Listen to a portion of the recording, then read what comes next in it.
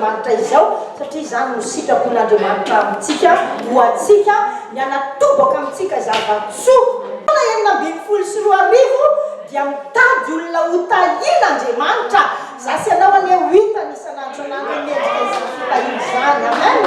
zany fitahiny izany dia faritatsika amin'ny teny tsotra amin'ny teny gasy hoe zava-tsoa no manino asoanao hatry ny fanorenana izao tontolo izao dia ho tanterany eo amin'ny fiainantsika reny fampahitana antsika an'izany zava-tsoa izany amen ny tsara indrindra no manino asoanao alleluia amen tiako be mamerina kely le phrase farany nataoko indray mandeha hoe aza mieritreritra amin'ny fiainanao lasa mpitarika posy ngamba ny fakarana zao toy sisa hoe izany fa samby an'olona tsika hoe zava-tsoa miopapana no tanteran'Andriamanitra amen tomentsika zava-tsoa miopapana no tanterany ao fiainako samy manony zava-tsoa miopapana no tanterany Jehovah Andriamanitra ao fiainako satria izany lay Andriamanitra Andriamanitra mpamaly soa zay mazoto mitady azy ary Andriamanitra tena soa atsika amen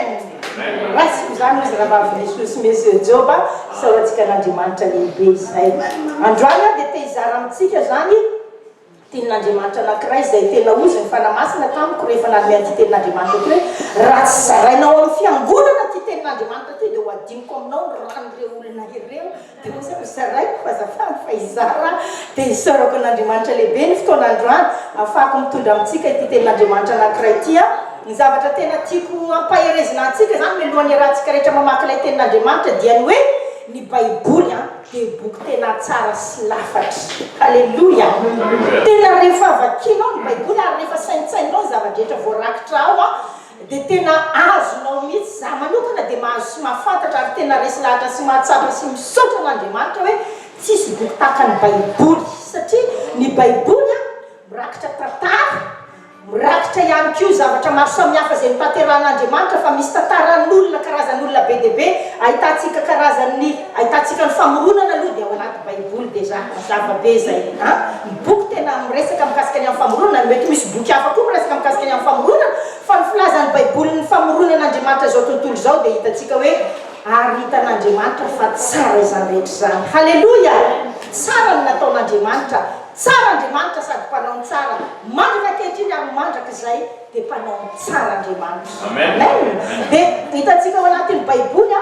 karazana tantaran'olona be dia be ahitantsika ao tantaran'olona mpanjaka ahitantsika ao tantaran'ny olona mpanompo ahitantsika ao tantaran'ny olona andevy ahitantsika ao tantaran'ny olona mpandresy ahitantsika ao tantaran'ny olona resy ahitantsika karazana tantara be dia be dia miantony ireny tantara ireny akatsika lesona anamboarantsika ny fiainantsika tahaka ny ohatrany hoe fitaratra zany ny baiboly ny anisany anankiray anoarana ny baiboly ny tenin'Andriamanitra dia anisany anoarana azy ny hoe fitaratra hitantsika ny fitaratra eo amin'ny fitaratra no ahitana hoe ohatra miakatra kely ny akanjo vakoka mila midinina eo amin'ny fitaratra ny ahitanao hoe voloko ty somary atao miakatra kely ohatran'izay fa ohatra manakina maso eo amin'ny fitaratra no anitsintsika izay diso anamboarantsika izay tsy mety anamboaramboarantsika ny fiainantsika ho tsara dia tahakan'izay ny tenin'Andriamanitra azo oarina tahaka ny fitaratra ahitantsika hoe inona ny tokony amboarina amin'ity zaty inona le mbola tokony amafimafisina inona le tokony asorina inona le tokony tandremana zay dia hiaraka maky tantara iray isika tantaran'ny olona mpivadika zay no resana androany ilaitsika izay satria ny fahafantarantsika ny zavatra tsy mety tsy tsara zay hita ao anatin'ny baiboly dia ahafahantsika mamboatra ny fiainantsika ho tsy ho tratran'izany ary ahafahantsika manitsy ny fiainantsika tsy ho latsaka ao anatin'izany amen hiaraka vavaka foy ary isika mialohan'ny rahantsika rehetra mamaky tenin'Andriamanitra